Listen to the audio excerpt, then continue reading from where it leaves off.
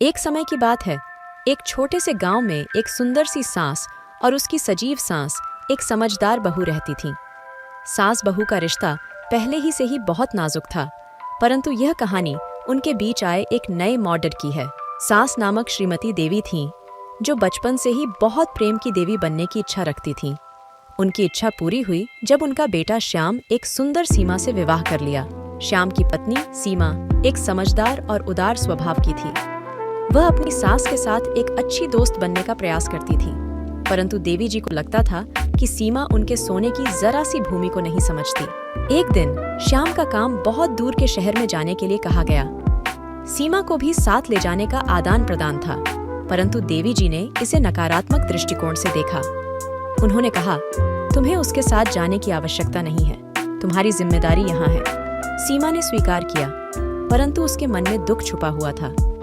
वह जानती थी कि वह अच्छे तरीके से अपनी जिम्मेदारी निभा सकती थी, परंतु उसके पति की खुशी के लिए यह सहना पड़ रहा था। शहर में रहते समय श्याम ने सीमा को उसके काम में शामिल करने का आदान प्रदान किया।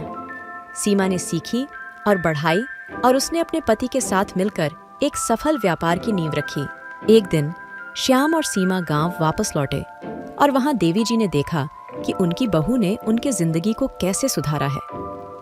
देवी जी की आंखों में आंसू थे, क्योंकि उन्होंने अपनी गलती को महसूस किया। उन्होंने सीमा से माफी मांगी और उसका आभार व्यक्त किया कि वह ने अपनी सही राह चुनी और अपने बच्चों की जिंदगी को सुखमय बना दिया।